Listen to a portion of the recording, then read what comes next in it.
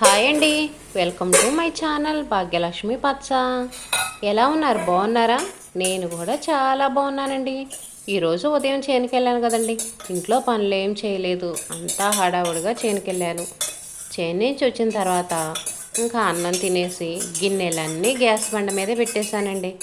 అన్నం తినేసి ఇంక పడుకొని కాసేపు రెస్ట్ తీసుకొని ఇంక ఇప్పుడు సాయంత్రం 4 అవుతుంది. ఇప్పుడు ఇంకా అంట్లన్నీ సర్దేస్తున్నాను. కొంచెం అన్నం మిగిలింది. ఇంకా అన్నం ఒక గిన్నెలో, కూర ఒక గిన్నెలో పెట్టేసి ఈ అంట్లన్నీ టబ్లో పడేస్తాను. టబ్లో వేసి ఉంచామనుకోండి, ఇంకా అంట్లన్నీ కడగటానికి వీలుగా ఉండిద్ది. గ్యాస్ బండ మీద ఏమీ అడ్డం లేకుండా ఉంటాయి. చేనికి వెళ్ళి వచ్చిన తర్వాత వెంటనే పని చేయాలంటే చేయాలనిపించదండి. మధ్యాహ్నం అన్నం తిన్న తర్వాత కొంచెం సేపు రెస్ట్ తీసుకొని తర్వాత ఇంక ఈ పనులన్నీ చేస్తున్నాను. ఉదయం అయితే ఇల్లు ఊడవలేదు, బండ్ల తుడవలేదు, ఏ పని చేయలేదు. గ్యాస్ పొయ్యి మీద అయితే కొన్ని పాలు పొంగిపోయినాయి. ఇంకా అవి అలాగనే ఉంచాను. వాటిని కూడా తీసి ఇంకా కడగడానికి టబ్లో పడేస్తున్నాను. ఇంకా కొన్ని టీ అయితే ఉన్నాయండి. ఆ టీ వేడి చేసుకొని తాగేసి తర్వాత ఇంకా వాటిని కూడా టబ్లో పడేస్తాను. ఇప్పుడు అంట్లు స్టాండ్లో అంట్లు ఉన్నాయి కదా, ఇంకా వీటిని సర్దేసుకుందాం. పిల్లలు స్కూల్ నుంచి వచ్చేటప్పటికి ఈ పనులన్నీ చేశాననుకోండి, ఇంకా పిల్లలు స్కూల్ నుంచి వచ్చిన తర్వాత వాళ్ళ క్యారేజీలో అవి ఉంటాయి కదా, ఇంకా అవన్నీ ఒకేసారి కడిగేస్తాను. ఇంకా అంట్లు స్టాండ్ ఖాళీ చేయడానికి ఈ అంట్లు స్టాండ్లో అంట్లన్నీ సర్దేస్తున్నాను. ఇవన్నీ సర్దేసుకున్నాను అనుకోండి, మళ్ళీ కడిగిన అంట్లన్నీ ఈ స్టాండ్లో వేసుకోవచ్చు. పొలం వెళ్ళొచ్చినా ఇంట్లో ఉన్నా సరే మన పనులు మనం చేసుకుంది మాత్రం తప్పదు. ఏ టయానికి ఇంటికి వచ్చినా సరే మన పనులన్నీ మనమే చేసుకోవాలి. ఇంట్లో మనకు చేసే పెట్టేవాళ్ళు ఎవరుంటారు? ఎవరు ఉండరు. అందుకని మన పని మనం ఎప్పటి పని అప్పుడు చేసుకోవటమే. గిన్నెలో అవన్నీ ఇదిగోండి ఇంకా ఈ గూట్లో పెట్టేసుకుంటాను.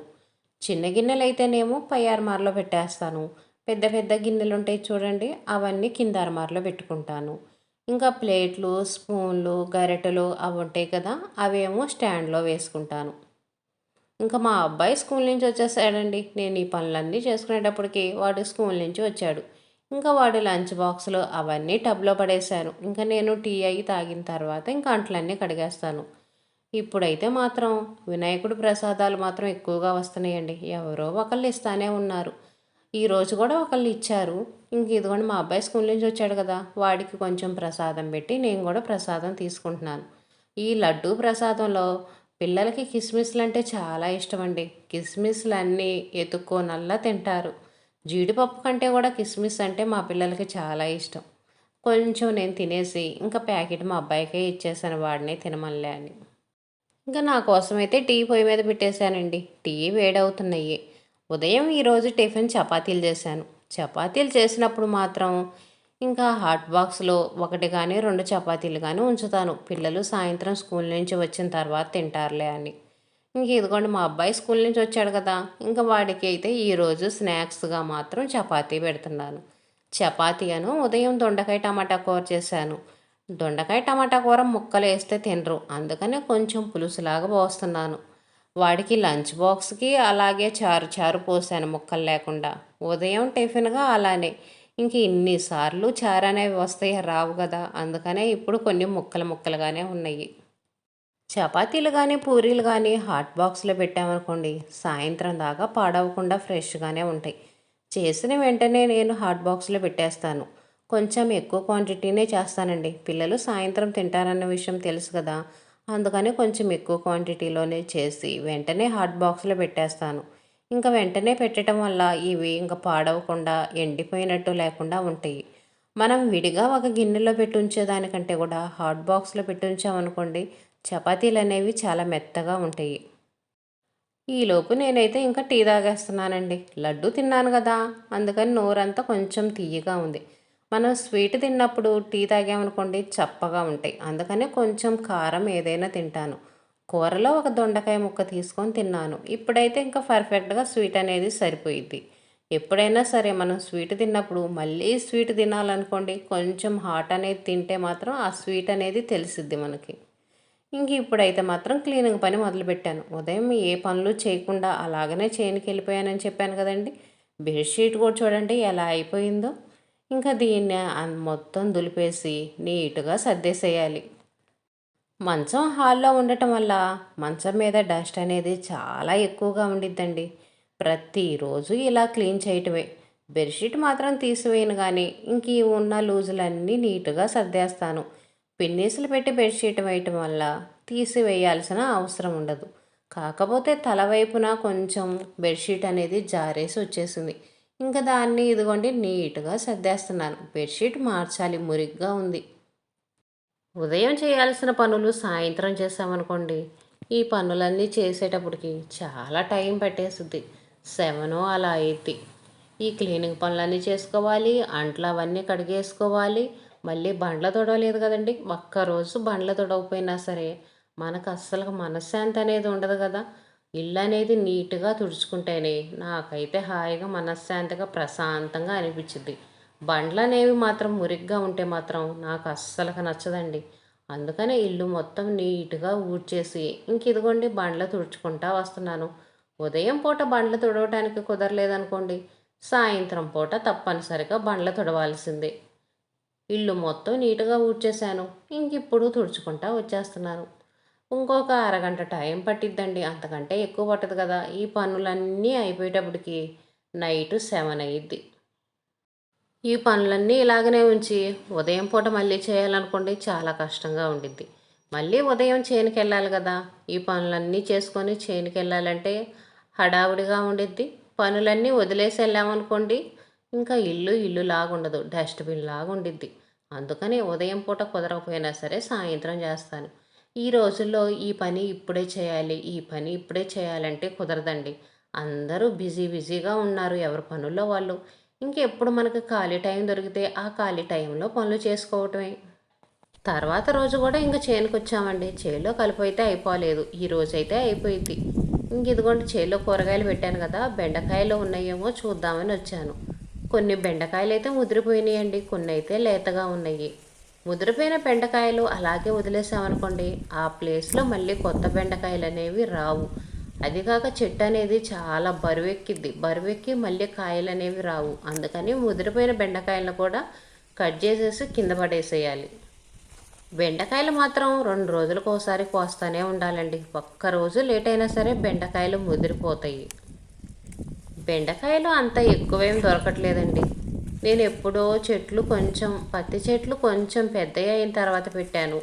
ఇంకా పత్తి చెట్లు పెరిగేటప్పటికి ఈ చెట్లన్నీ చిన్న చెట్లుగా అయిపోయినాయి. అందుకనే కాయలు అనేవి ఎక్కువ రావట్లేదు. అదిగాక నేను ఈ విత్తనాలు పెట్టేటప్పుడు వర్షం ఎక్కువగా లేదండి. వర్షం ఎక్కువగా లేదులే అని చెప్పేసి ఒక్కొక్క పాదిలో 4 విత్తనాలు 5 విత్తనాలు అలా పెట్టాను. అన్నీ బతకవలే, 1-2 బతుకుతీలే అనుకున్నాను. కానీ మొత్తం అన్నీ మొక్కలు వచ్చేసినాయండి. మొక్కలు వచ్చేసి ఒక్క పాదిలోనే 4 మొక్కలు అలా ఉన్నాయి కదా. అందుకని చెట్టు అనేది బాగా కట్టదు, అంటే ఎక్కువ కాయలు రావు. చెట్లు అయితే చాలానే పెట్టేసా కానీ కాయలు మాత్రం ఎక్కువ రావట్లేదండి. అందులో కొన్ని కాయలేమో ముదిరిపోయి ఉన్నాయి. చూడండి, కొన్ని కాయలు ముదిరిపోయి కొయ్యటానికి కూడా రావట్లేదు. ఇంకా అయినా వాటిని అలాగే వదిలేయకుండా కట్ చేసేసి కింద పడేస్తున్నాను. కొన్ని అయితే చిక్కుడు చెట్లు, కాకర చెట్లు, దోసలు, బీరలు అన్ని రకాల కూరగాయలు పెట్టాను కానీ ఒక్కటి మాత్రం దొరకట్లేదండి. ప్రస్తుతానికి ఇప్పుడు ఏదో ఒక 1/2 కేజీ అలా బెండకాయలు అయితే దొరుకుతున్నాయి కానీ ఇంకా వేరే ఏమీ దొరకట్లేదు. ఈ బెండకాయలకు కూడా పురుగులు ఉంటున్నాయండి. పత్తి చేలకి ఎప్పుడు మందులు వేస్తూనే ఉన్నారు. ఎన్ని మందులు వేసినా సరే బెండకాయలకు పురుగులు ఉంటున్నాయి. చిక్కుడు చెట్టు అయితే మాత్రం మొత్తం పురుగేనండి. ఆకంతా పురుగు తినేసి అన్నీ బెజ్జాలు బొక్కలుగా ఉంది.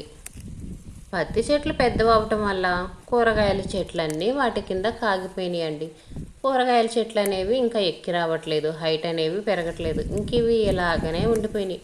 పత్తి చెట్లు ఇంకా హైట్ పెరుగుతాయి. ఇదిగో చూడండి ఎన్ని కాయలు, 1/2 కేజీ కాయలు కూడా సరిగ్గా దొరకలేదు. ఇంకా ఎతికితే ఒక 1/2 కేజీ కాయలు దొరుకుతాయి, అంతకంటే దొరకవు. చూడండి ఈ బెండకాయకి పురుగు ఎలా ఉందో పైన. పురుగు అనేది చూడండి, ఇదిగో దగ్గరగా చూపిస్తున్నాను చూడండి, బెండకాయ మీద పురుగు. ఇలా ఉంటాయండి పురుగులు. మనం ఎంత మందు కొట్టినా సరే ఆ పురుగులు అనేవి పోనే పోవు.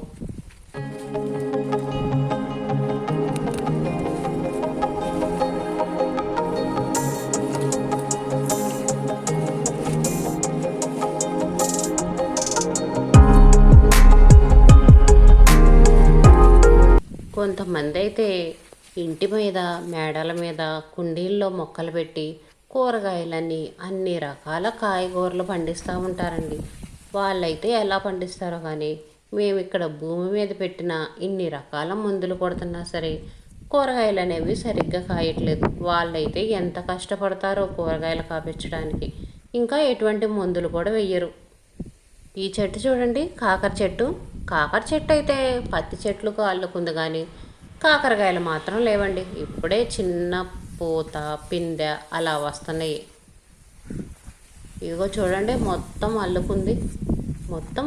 పత్తి చెట్లు అనేవి పెద్దవి అవ్వటం, నీడ రావటం వల్ల ఈ కూరగాయల మొక్కలు అనేవి రావట్లేదండి. కూరగాయల మొక్కలు కూడా ఎండ అనేది ఎక్కువగా రావాలి. ఎండ ఎక్కువగా వస్తేనే కూరగాయలైనా సరే ఏ కాయలైనా సరే బాగా కాస్తాయి.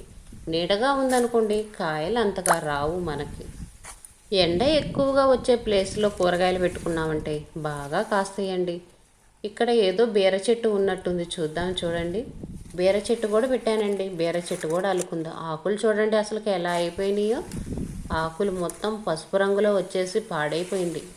ఇంకా ఇలా వచ్చిన చెట్టు ఏం కాయలు కాస్తాయి, కాయలు ఏమన్నా ఉన్నాయేమోనని ఎతుకుతున్నాను. చూడండి, ఒక చిన్న బీర పిండి ఉంది. ఇది చూడటానికి చిన్న పిందెలాగుంది కదా, ముదిరిపోయిందండి. ఇంత చిన్న పిందే ముదిరిపోయింది. ఇంకొక కాయ ఉంది, అది ముదిరిపోయింది. చిన్న పిందే ముదిరిపోయింది. ఇది ఇంకొంచెం పెద్దది, ఇది కూడా ముదిరిపోయిందండి. గోరుతో ఇలా గుచ్చుతుంటే గోరు దిగను కూడా దిగట్లేదు, అంతగా ముదిరిపోయినాయి ఈ కాయలు. ఇంత ముదిరిపోయిన కాయలు మనం ఏం చేసుకుంటాం, అందుకని వాటిని ఇంక అక్కడే వదిలేశాను. ఇదేనండి ఈరోజు వీడియో నచ్చితే లైక్ చేయండి.